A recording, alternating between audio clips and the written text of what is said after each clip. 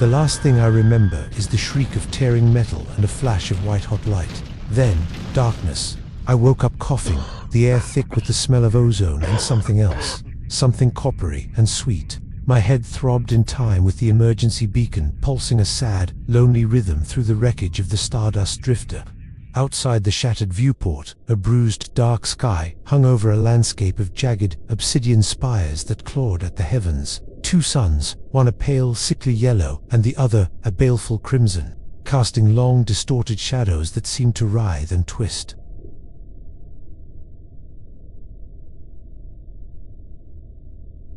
My name is Kalen, exobiologist, or at least I was. Now, I'm just a survivor. Or maybe a ghost waiting for the end. I stumbled out of the cockpit, my boots crunching on crystalline dust that glittered like shattered diamonds. The rest of the ship was a tomb. Commander Eva Rostova, our stoic leader, was gone.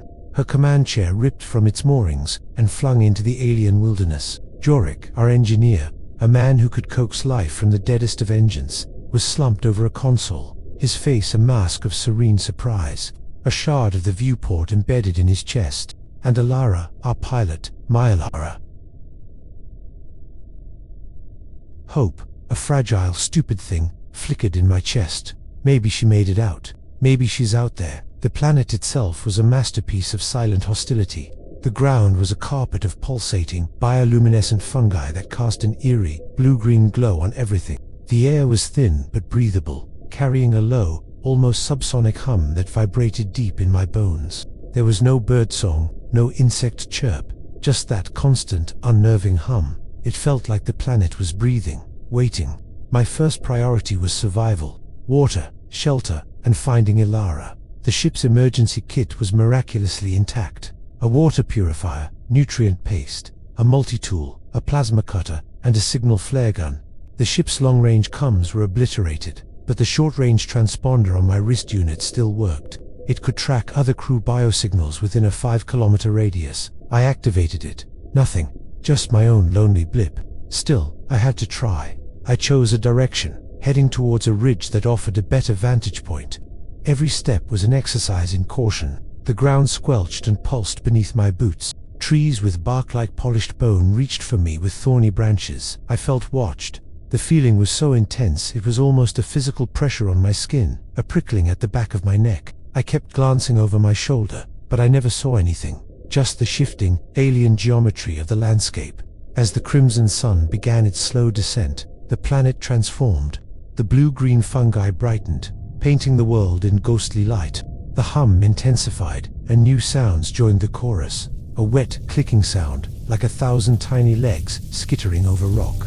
A high-pitched chittering that echoed between the spires. I found a shallow cave, barely an overhang in the rock. I didn't sleep. How could I? I just listened to the sounds of the things that owned the night. The next day, driven by a desperate need to find Ilara, I pushed further.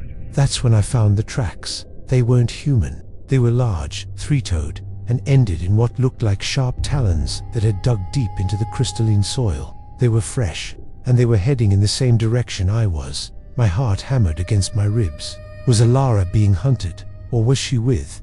The tracks led me to a valley, choked with a thick, purple mist that swirled as if it had a life of its own. It smelled of decay and sweet blossoms, a nauseating combination. I pulled the collar of my suit up over my nose and ventured in. The ground here was soft, almost marshy. The source of the clicking sound was here, pale insectoid creatures the size of my hand, scuttling in and out of the fog. Then, I saw it. In the center of the valley, one of the obsidian spires was different. It was wrapped in something, a gray, fibrous material, like a monstrous cocoon. And there were shapes inside, dark and vaguely humanoid. My blood ran cold. I crept closer, my breath catching in my throat. I could see them more clearly now. Not just humanoid shapes. Dozens of them, suspended in the gray webbing, their faces frozen in silent screams. This wasn't just a crash site. It was a graveyard, a larder. Panic seized me. I turned to run, to get away from this nightmare. But my foot caught on something. I fell, my face plunging into the soft ground. When I pushed myself up, my hand was covered in a sticky, red substance. It wasn't mud, it was blood, and lying right next to it was a small, silver locket. She was here, or she had been. I scrambled to my feet, my eyes darting wildly. The chittering sound was closer now, echoing all around me, and the hum of the planet seemed to be focused right here, in this valley of death. Then I saw it.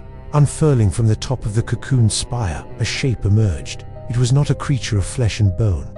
I felt its attention lock onto me. It was the hunter, the thing that had been watching me all along. My wrist unit beeped, a new biosignal, faint, but there. It was coming from inside the cocoon. Alara, she was alive. A wave of adrenaline, pure and potent, washed away my fear. The shadow thing unfurled more of its impossible body, a low guttural growl emanating, not from a mouth, but from the very air around it. I didn't hesitate. I charged towards the spire, the plasma cutter humming to life. The small insectoid creatures scattered before me. The shadow thing descended, its movements impossibly fast. A limb like a black whip lashed out, and I threw myself to the side, the blow cracking the rock where I'd been standing. I fired the cutter, a beam of intense energy slicing through the air. But how do you kill it? I couldn't fight it head on. The webbing was thick and tough, but the plasma cutter bit into it, melting it away with a sickening hiss. I cut a hole, just big enough to squeeze through. Inside, the stench was overwhelming. I saw her, suspended just a few feet away, her eyes closed, her face pale. "Ilara," I yelled, my voice raw. Her eyelids fluttered. She was weak, but she was alive. The shadow thing was right behind me. I could feel its cold presence. I didn't have time. I worked faster, the plasma cutter whining in protest. Just as I severed the last strand holding her, the creature struck, not at me, but at the spire itself. The entire structure shuddered, and the webbing around us began to constrict, tightening like a fist. The flare gun, of course, the flare gun. Not as a weapon, but as a distraction. A big, bright, stupid distraction. I grabbed it from my belt, aimed it straight up through the hole I'd cut, and fired.